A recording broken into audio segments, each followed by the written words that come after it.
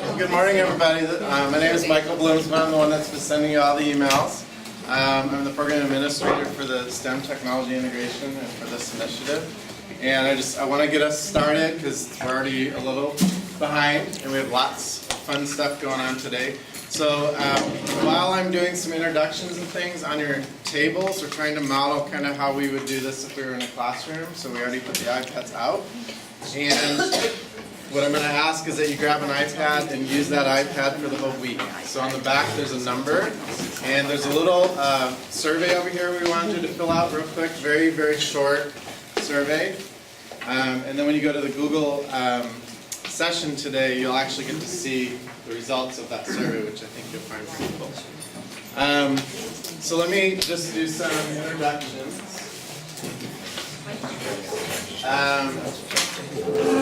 First of all, let me introduce who the coaches are, the STEM technology integration specialists that you will be working closely with this year. This is Teresa Jillian. Hi guys. Hello. And Ashley Enners, Uma Higuchi, yay. And Sanjay Makijani back there. Those are the three folks that are on my team that will be working closely with you guys this year. And I also want to introduce, we have Lizzie Barnes, the program administrator of the math department. And we're going to address the whole group in a minute. And then we have Catherine Marinos from the Ed Tech department. So if you've taken any of the Ed Tech trainings, you may have met her already. And we have Emma, I forgot the one. What is it? Trevino. And you're a math. Tell me again. She just started with this. I'm a program manager for implementation. For math. Okay, awesome. And then we have Richard Kirchie over here, and newly promoted assistant soup of K-8s in elementary schools.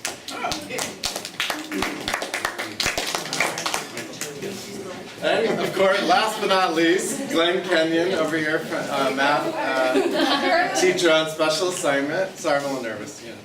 And then also we have a visitor from Apple, Katie Van Sluis is with Apple. She's been a great thought partner on this initiative with us. So she likes just to pop in and visit us. So I want to kind of start us off with an inspiring little video because you guys are all here because you're innovators, and I'm not even going to tell you what this video is because I think it speaks for itself.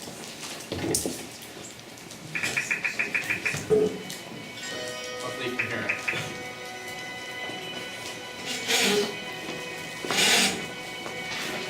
The actual moonshot is wonderful, inspirational, poetic, beautiful, involved great technical challenges, genuine heroes.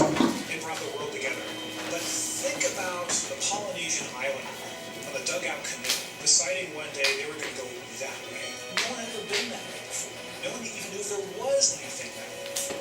It was amazing, and it changed the world. People can set their minds to magical, seemingly impossible ideas, and then through science and technology, bring them to reality. And that then sets other people on fire, that other things that look impossible might be accomplishable. Galileo is such a hero, in thinking big, and what he represents to me is both curiosity and the wonder that humanity had, that he had pushed him and drove himself to invent and work on the first telescopes that allowed us to see the moon, and here we are. These aviation pioneers were figuring it out as they went. No one really knew how to build an airplane, right? No one knew how to fly an airplane. It was amazing and crazy and wonderful, and they wanted to explore. Many years ago, the great British explorer George Maverick, who was to die on Mount Everest, was asked why did he want to climb it. He said because it is there. There's so many challenges in the world, and you can feel daunted by that, and sort of oppressed by that, or you kind of say, how might we think differently about this? Everyone else in the world is working on the next 10%. If you can be the one that delivers that 10 times improvement, you have a chance to really change things. If you want cars to run at 50 miles per gallon, fine, you can retool your car a little bit. But if I tell you it has to run on a gallon of gas for 500 miles, you have to start over. You need a lot of courage in this work, and you need a lot of persistence. One of the things that's really critical is not only have the courage to keep trying every day or really 100% believe it's possible. Like, you might think, this might be possible. Have the courage to try. That's how the greatest things have happened. You don't spend your time being bothered that you can't teleport from here to Japan, because there's a part of you that thinks it's impossible. Moonshot thinking is choosing to be bothered by that. We choose to go to the moon and discontain and do the other things. Not because they are easy, but because they are hard. Humanity's progress has been a series of amazing, audacious things, from the very small and personal up to the great, big, and grand.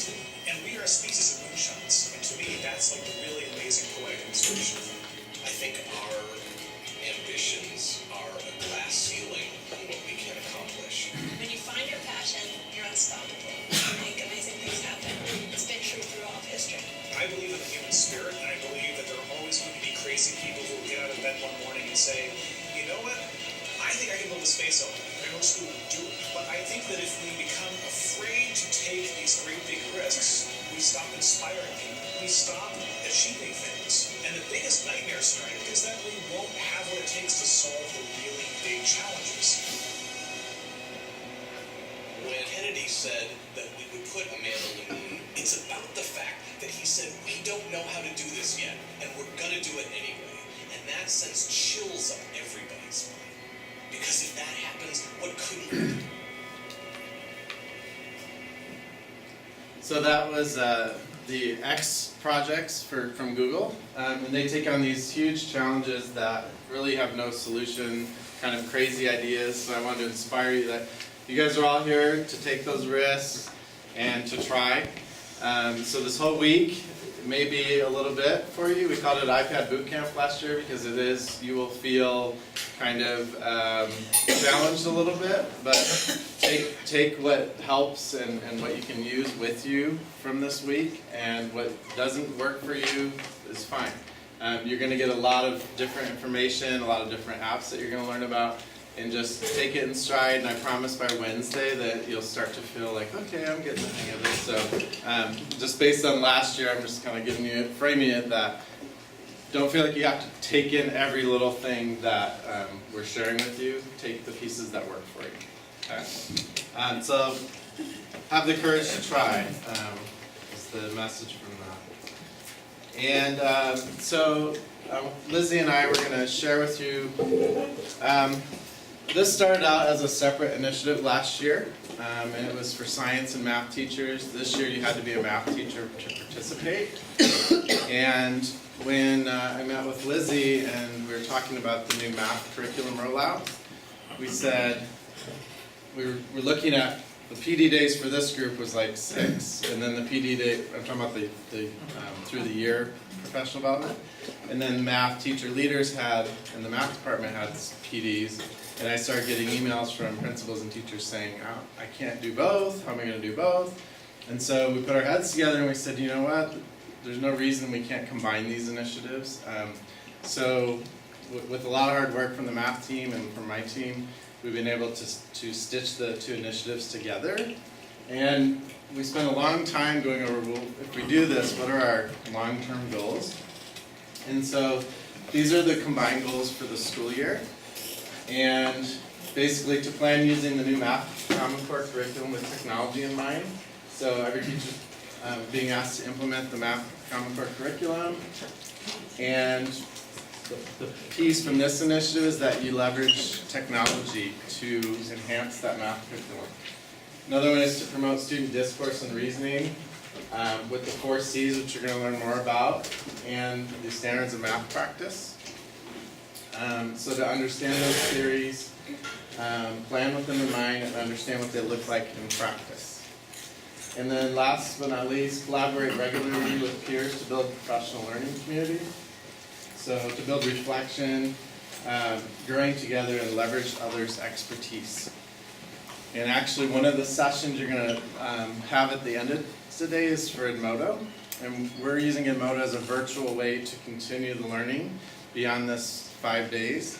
So it'll be kind of a virtual PLC, professional learning community, and I really want to encourage everybody to post things there you have questions about, and really build this community of helping each other as we go through the school year.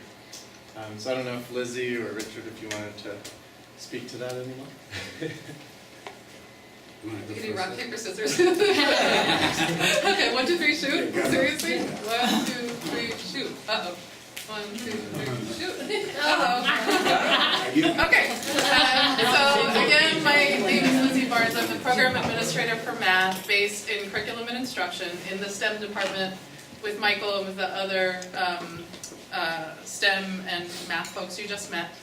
The commitment that we have to you as a math department is that we want this experience to be seamless. It doesn't make sense to me, and it didn't make sense to Michael, to have this idea that every middle school student is now learning mathematics with the Common Core State Standards with our core curriculum in your classrooms, and also every middle school student is now experiencing a technologized classroom with iPads and Chromebooks in your classrooms, and that those things would come to you and your principals in your department as separate. It doesn't make any sense to me, it doesn't make any sense to Michael. So we're still figuring out how to have these two initiatives live in the same space, but the commitment is that we will be working together to make sure that it is a seamless experience for you, so that for you, you're implementing the core curriculum with technology. It doesn't live separate and apart. Okay, that's a, again, that's a commitment that we have that we're thinking about with you. I would love to hear your feedback and your thinking, and I know Michael would as well. For today, for this week, what it looks like is everybody in this room has signed up to be part of the iPad initiative, but during the release days during the year, some of the folks in the room with us won't be people who signed up for this initiative, they will be people who signed up for the Math Teacher Leader initiative. So those two things are going to be stitched together during the course of the year. And as I said, we're figuring it out. We're still problem solving what that looks like, but nobody should be asked to be out of their classroom for 12 sub-days, first of all. And, we wanted to come to you as an integrated whole. So that's our promise, that's what we're working on, and I'm really glad to be here with you. Yes? Are any of the days possibly on a weekend, a Saturday? We can certainly talk about that. We do have teacher leader days for our elementary staff on Saturdays, just because schools were asking about that, so that's the kind of thing that we would love to think about with you. So, unknown, but possible. And, Richard, do you want to say anything? Yeah, I want to start out by thanking you all for being here. I hope you had a good summer. Welcome back. I want to thank Michael and his staff for preparing this. Your Cohort 2, last week we were here with Cohort 1. And Cohort 2 is new and improved already. I sort of was thinking when you were talking, it's like a merger of peanut butter and chocolate, so you're the Reese cup or the s'more, you throw the marshmallow in there. I'm in a new role, so this is my first official welcome as assistant superintendent. Last year I was director of middle schools. So how many people are here from K-8 middle grades? Well, you're going to be seeing a lot of me, so welcome to this initiative. They rolled it out first. It's the Mayor's Leadership Initiative. That's where some of the funding came from. And we now are mixing in the middle grades, which includes across the whole district. So thank you for being here as well. So have a great institute. I know you will. How fitting you should show that video, which truly you are pioneers. You're going to change the way math, science, and technology is taught in the middle grades. And I can't thank you enough. My background is mathematics, and my master's is in educational computing. So that's a nice mix as well. So you'll be hearing and seeing me. And once again, thank you for being here. Get busy. Thanks. Michael, I want to throw in one more thing, hearing Richard talk. The one last thing that I want to say, since we have so many of you from our K-8 schools, a lot of you know, if you've been in our district, that very often you are the only math teacher at your grade at your school if you're at a K-8 school. And it's hard to find contexts for collaboration with people who are in job-alike groups, if that's you. So this is a place to collaborate. I know that Michael referenced that we're going to be building an online community through Edmodo, but another commitment that we have in the math department that we're already problem solving with Richard is that we want every middle grade math teacher from our K-8 schools to have opportunities to collaborate with math teachers from comprehensive middle schools. So we're going to be thinking this year about stitching that community together. So again, you don't have the experience of being, I'm the only one like myself at my school, and how do I lesson plan if there's nobody who has my who's grappling with the same things I am. So these are all big problems that we're thinking about, but I'm happy to think about them with you. So that's all I have to say, Michael. Okay, you don't have a couple more things to say? Might. What do I have to say? I'm kidding, sorry. Okay. So, you know what? I can stall for a moment. So, Michael was referring to the fact that you are pioneers initiating this program, and along with that, we're seeing so many changes in the culture and climate of San Francisco itself right now, with the second wave of tech innovation coming in, and in the next 10 years or so, our students are going to be the ones who have the potential to enter or not enter this field, and so. How wonderful would it be if you provide that spark and that initiation for them to begin to get on a technological pathway so that they can actually be part of the jobs that are opening up in San Francisco, rather than just having people coming in from the outside and filling in these jobs. I mean, these are for our kids, so let's think about that too, the long-term effect. Thank you. Thanks for the stall. Okay, I wanted to point your attention to the agenda, and hopefully you filled out the survey that I had up here when you were coming in for breakfast. Whoops. Sorry.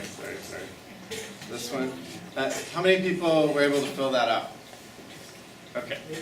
So Catherine's actually going to show you the back end of that once you go to the Google session later today. So if you don't have time to fill it out right, or you didn't get a chance to fill it out, if you just jot down the URL down there, it's just goo.gl and then YN capital XUGO. And then I'll try to cover this in the iPad 101, but basically we set up an iTunes U course that has the materials for the week, and we're still kind of fleshing it out with the materials because we're waiting on some of the materials for some of the later sessions. So if you go to this short URL on an iPad with iTunes U, it'll pop up and say, would you like to enroll in this course? And then you'll have that course to refer to throughout the week.